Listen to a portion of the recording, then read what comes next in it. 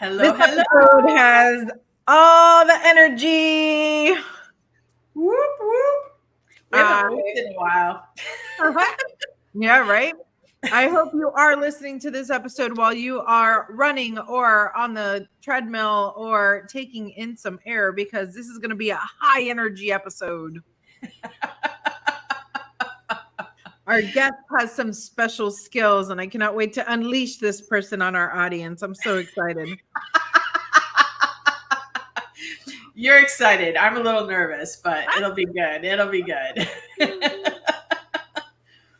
So before we went live, we were talking about special skills. Yeah. I know you've got some thoughts about your special skills. I'll think while you're talking, but yeah, what's your special skill, Julietta? I love when people ask me that question because my answer is always the same. My special skill, my special gift to the world is giving hugs. And I get the reinforcement all the time. It started years ago. I had this friend, and she was going through some rough times, and I gave her this hug, and she goes, "Julietta, your hugs make it feel like everything is going to be okay." Oh, that's amazing. Yeah. So we had our events Friday night, and you put on your favorite Sinead O'Connor song. Thank you. And we went around and we hugged everybody. And so there were a couple people that were new to me that I had never met before. And this one woman, I was giving her a hug. She had never received a Julietta hug before. And she was like, "Oh my God, you give the best hugs." Like, so I've been told. But I think part of it is like when I give a hug, like I'm fully committed to giving you that hug. Like, have you ever hugged that person and it's like, they either don't really want to hug you, or they're afraid to hug you, or they don't really know what this hugging thing is. So they're like half pulling away from you while I'm just like, "Get in here." All the love I have to give to you. And I think hugging is such a thing, right? Because some people are like sensory sensitive, right? Like they're not into hugging, but then they feel obligated to hug. So like I do also accept, hands together, a little bow, like that also works as well. But I feel like if you're going to commit to a hug, go all in. And also know when to let go. Like it's such a delicate little balance. Although I have seen the cutest videos lately where they show, I didn't realize it was a thing. It's the Disney hug. And so when a child hugs one of the characters, the character has to let the child let go first. Like the character doesn't let go first. The character just stays there until the child is ready. And the latest video I saw, a kid stayed in a hug for like 4 minutes. Like, wow, that's a long time to be in a hug. I mean, I think if somebody hugs me for more than like 20 seconds, I'm like, okay, get off. Like, that's enough.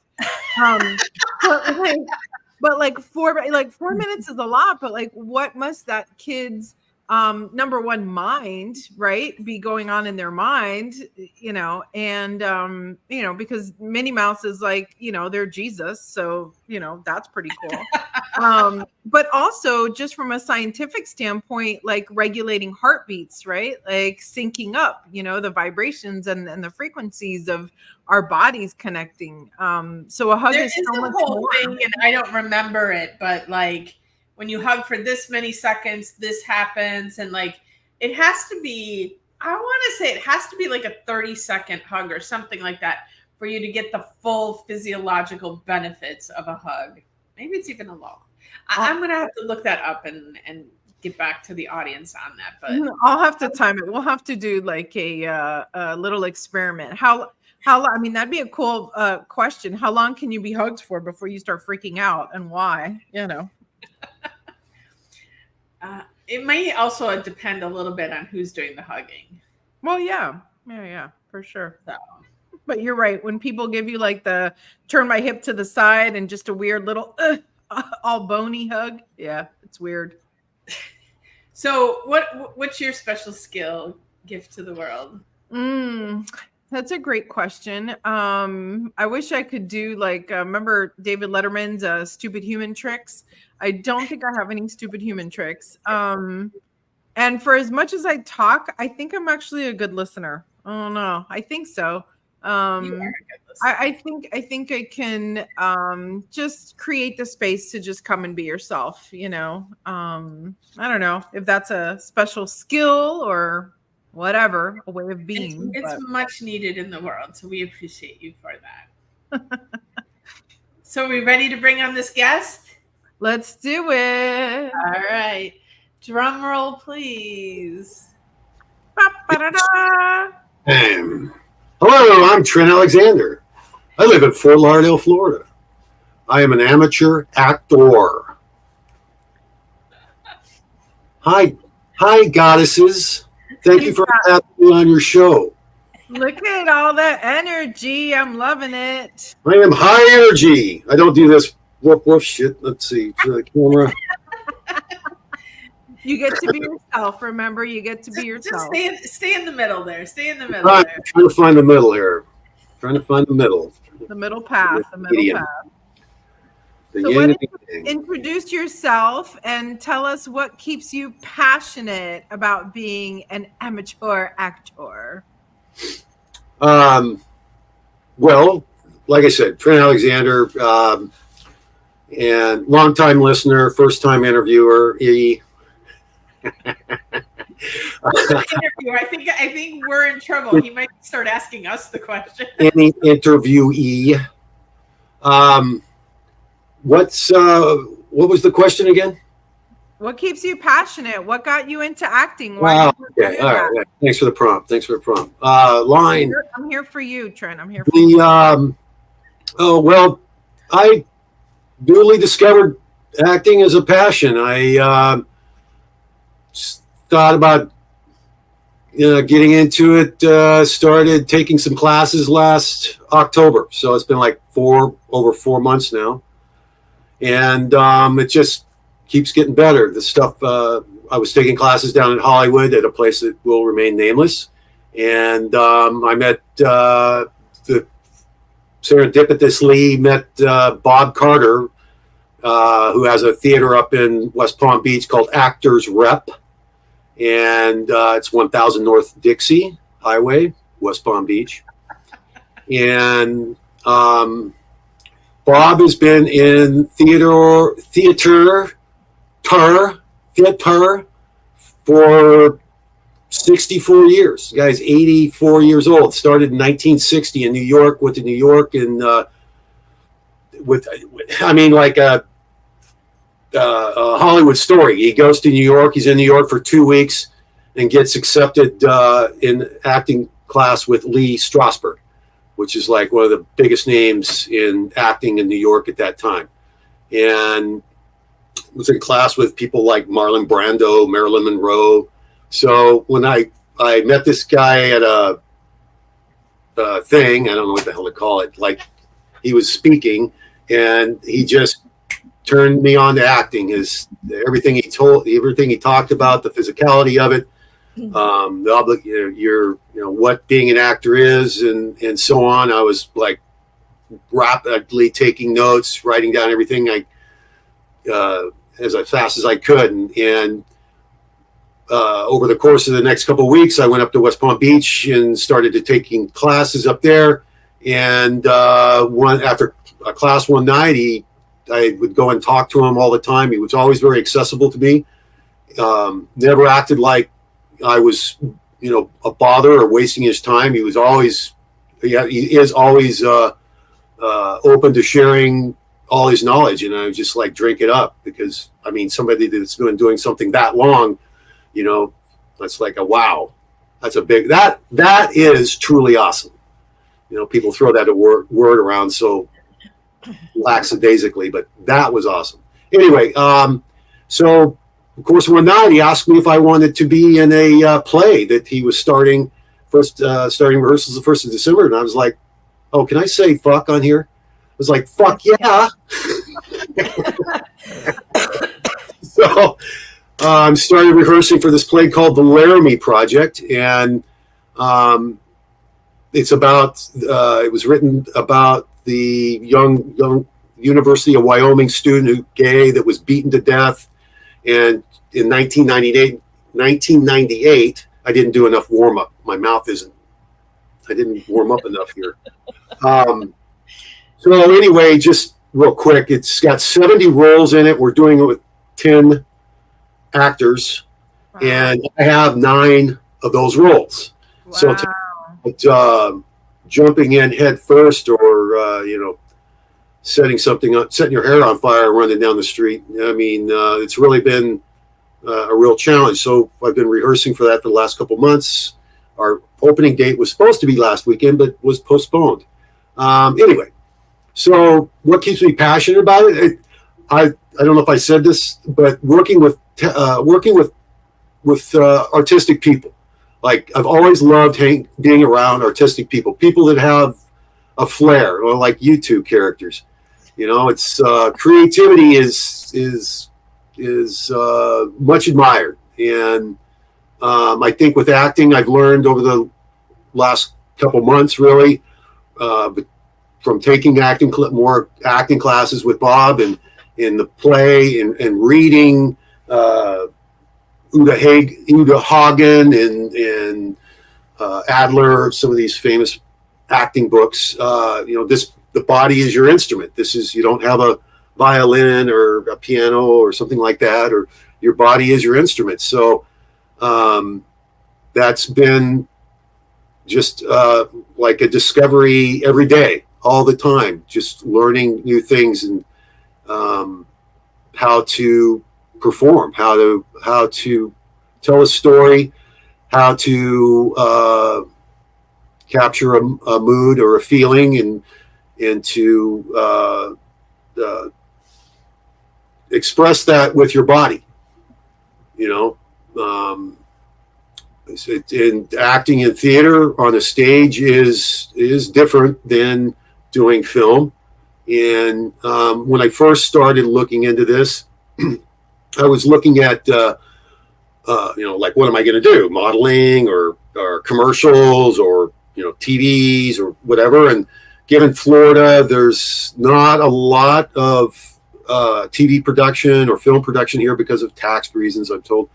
So after looking at it and then being told, your teeth are stained from tobacco, I'm like, fuck it. And then looking at the competition that are doing modeling, all these guys, these 50-year-old guys that are all ripped. I'm like, yeah, I'm not into bodybuilding. So just by a process of elimination, what I've been after the last 3 or 4 weeks is been film and commercials, whatever I've submitted for different things, extras. So I did a extra gig a couple of weeks ago in Wilton Manors, and the production team the next day contacted me and said, hey, would you be interested in a documentary? I'm like, sure. And they so the documentary is named Extras, and myself and 3 other actors are and we're older in our later stages in life, late stage in life. And so they've been following me. They come over and film me a couple times here in my studio / office. And we're here yesterday. As a matter of fact, they were filming, that's 2 people in here, and one was filming me being filmed. And one camera guy, I did an audition. I'm submitting for a scholarship to a acting conservatory in LA, and big scholarship, like $11,000 for this. I'm very stoked. So it's like, just to wrap this up real quick, because I don't mind. You're like, thank you for paying. I'm like, it's like, shut the put the hook on him. He's rambling. Change the topic. What the hell was I saying? The conservatory, the acting. No, I can move on because I lost my train of thought. Next question. What I'm curious though is like this is a huge shift from what you've done previously in your life, and kind of what is that experience of making such a dramatic shift? And we talk a lot about limiting beliefs. Were there limiting beliefs that you had to conquer to be able to make the shift? Oh, yeah. That's a good question. That's one of my pet peeves. Why, thank you. I formulated a thought and put it into a question. Well, I know now. I remember what it's not important. Limiting beliefs. I think the biggest thing that I've discovered as of now, I think one of my hurdles, the getting out of my head. Last night I was in acting class, and so we get to, there's like 10 to, there was a lot of students last night because of Super Bowl. So there's like 10 of us in there, but we do some stuff and then warm-ups and this and that, and then people get to do work. They'll do a monologue. And so I did one of my monologues from the play, and I'm really struggling with my physicality on the stage, like moving. And the stage in this theater is unusual, is that it's a box. The seating is on two sides and in front instead of the seating being out in front, which in acting is called the fourth wall. And so you're playing to this side of the audience, and then this side of the audience, and then this audience. And Bob's always like, he goes, "That was weird." That's the way I move. And I'm just like so robotic and stiff. And this morning, what occurred to me is going on, and the nervous. I'm nervous, and I'm thinking so much. It wasn't about like I've got the lines memorized because I've been rehearsing these so much, but it's the movement. What it is, I'm in my head, right? I'm not having fun up there. I'm not being, I'm not letting myself go, following my heart, letting my heart open up and playing like a child. And a couple months ago in a class, this really came evident when we were doing a script, but it was like an animated script. And so there was 3 characters in it. We each played, we did it 3 times as everybody. So I was doing these funny voices, with these characters, and it was a lot more fun. Yeah, like this one guy's like this, and this other guy's like this, playing stuff like that. And all 3 of us were just having fun with it, and like, Mika, have some fun.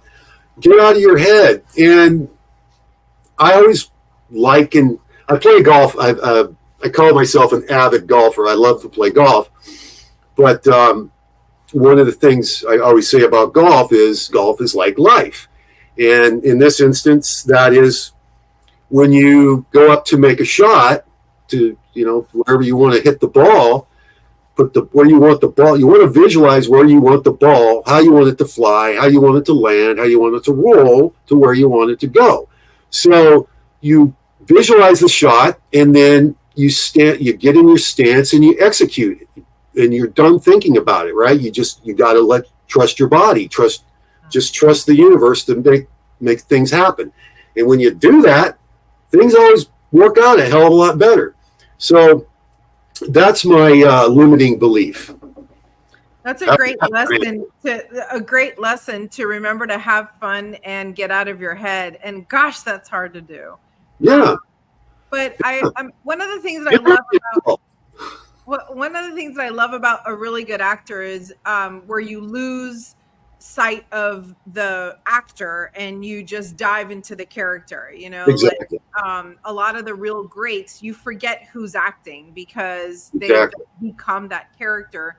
So I'm curious, in your experience, and the answer to this question doesn't necessarily have to be about acting, but what is a book that has really helped you in your life just life experience, remembering to have fun. What book do you think everyone should read? And I know you've read a lot, so narrow it down. Just give me. Well, I was going to say in regards to that,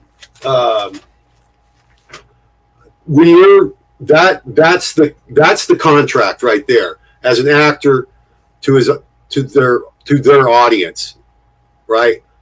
I'm there to perform. I am there to engage, to take the audience, you as a person that's an audience, to take you with me on this journey, this story that I'm portraying for you to be engaged. And that's a beautiful thing about movies, is that when you go, like, you know, I can honestly say that I haven't been to a movie theater in a long time. But when you go in there, I mean, like, remember when you were a kid and you would go into the movie theater and the lights go down and the thing starts, the lights come, the screen lights up, and you're taken away to another place. So, books. Yeah, I have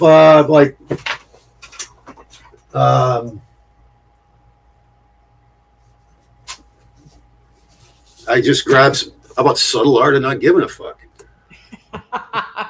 Nice. Buddha's Brain. Well, let's see. How deep should we go down this rabbit hole? Love, baby. Love is where it's at. You know, it's like getting out of your head. Love yourself. I don't know. You can find, there's thousands of books that cover that. And, you know, it's, how do you do that? How do you maintain unconditional love? Talk about freaking changing gears. Yeah, it's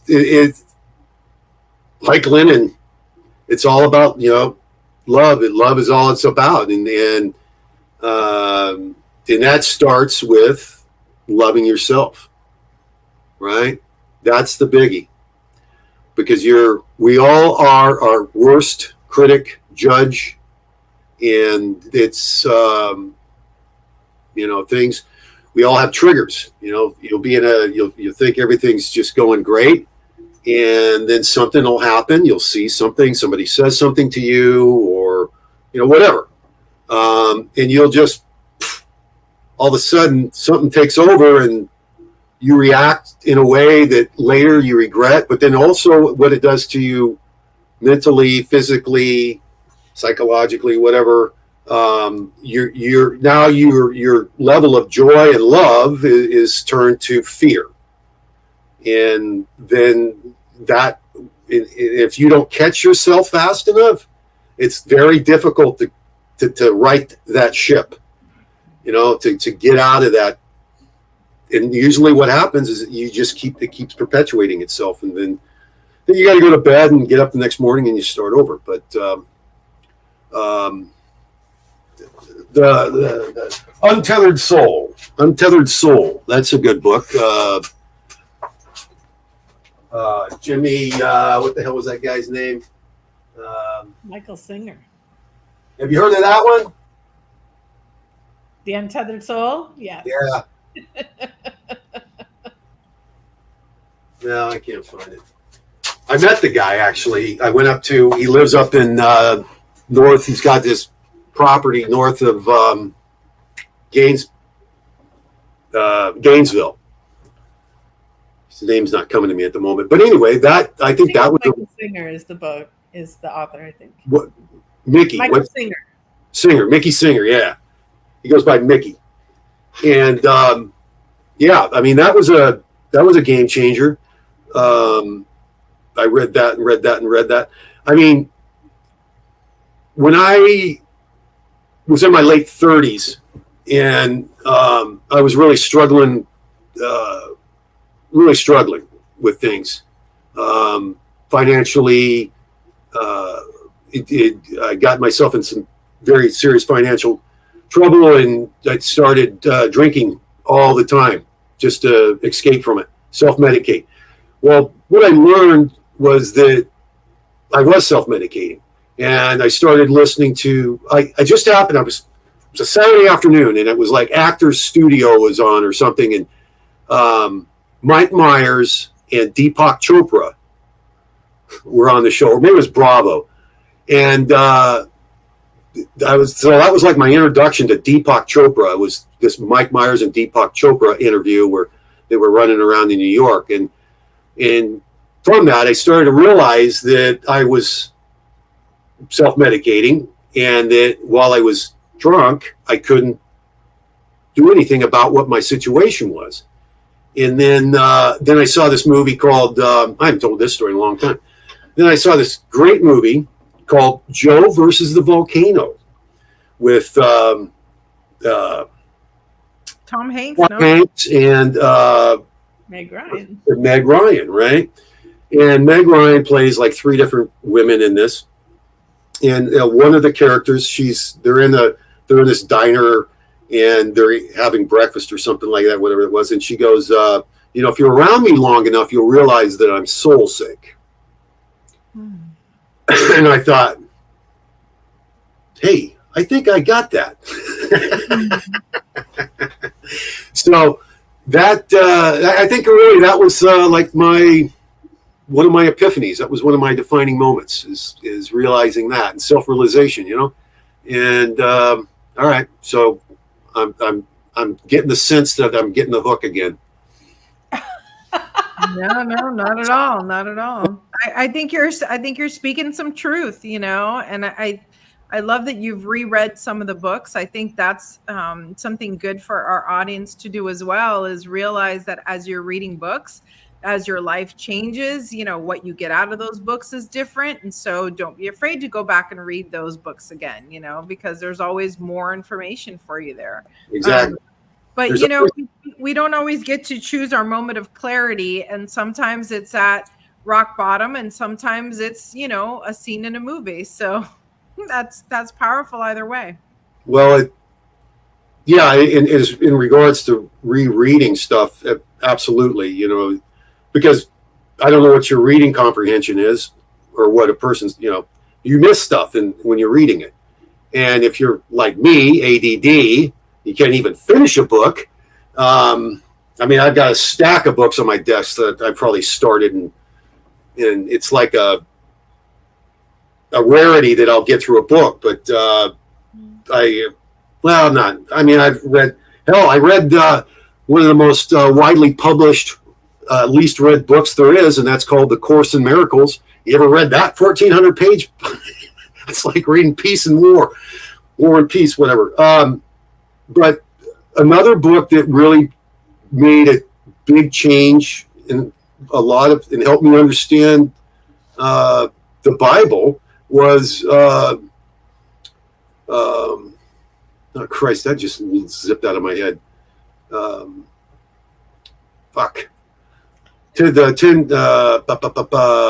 Beatitudes, the Beatitudes, that Jesus Christ, an interpretation of the Beatitudes, in the one of them, to thine own self be true.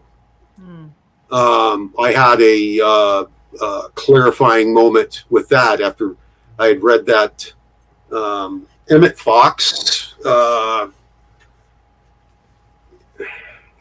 maybe it'll come to me, that book, and I've gone back and read that. I haven't read that in a while, but understanding what a Christian, what the teachings of Jesus Christ were, and how misinterpreted those are.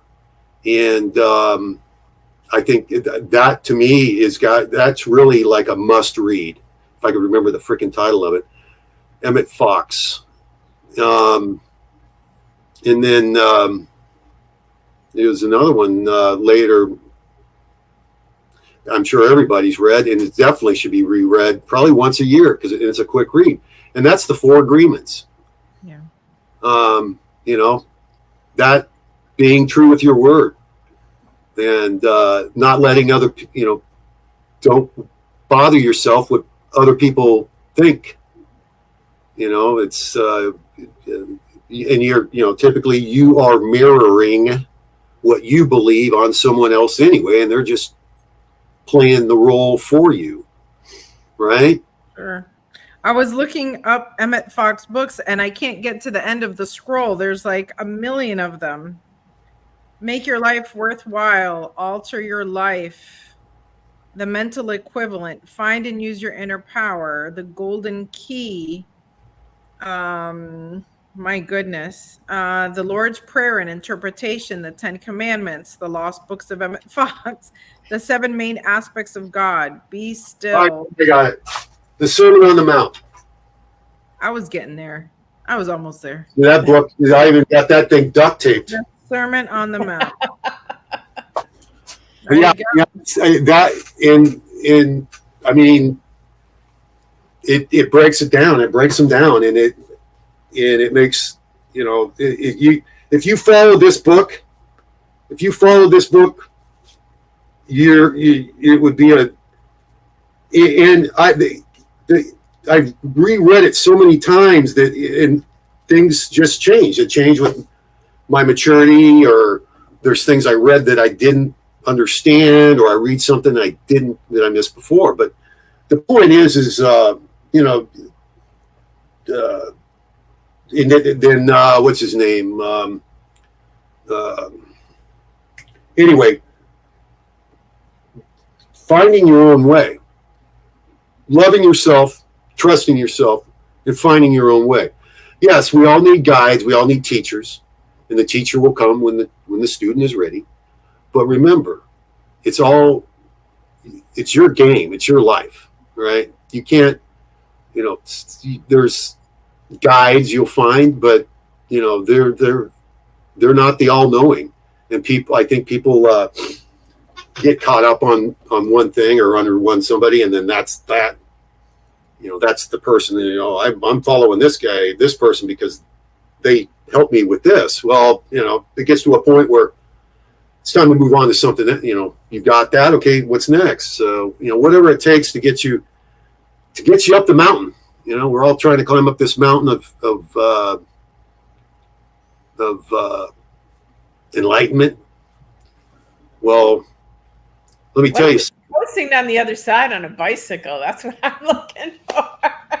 There's no coasting, baby. There's no coasting. All I can think of is Sisyphus. You start coasting down the hill, you're going to hit a rock. And it's going to send you for the handlebars. That's probably the perfect explanation of Juliet and I. Julietta dreams about coasting down the other side, and all I can think of is Sisyphus pushing that shit all the way up and all the way down. Right. Yeah, I like coasting myself, but it's you know, the it's not the destination, it's the journey. So fucking get used to it. Enjoy the ride. Enjoy the ride. That is the important part. Like, even when it's difficult, we can find ways to enjoy the ride. You enjoying the ride, Coco? Coco's got a pillow around her neck so she can nap all the time. And for those of you listening, you must go jump on YouTube and look at this video so that you can see this beautiful little puppy dog that's on the show right now. Oh, man. All right. Well, we're about out of time here. And this has been quite a ride here. Glad I could accommodate you. Thank you for sharing. Queen, yeah.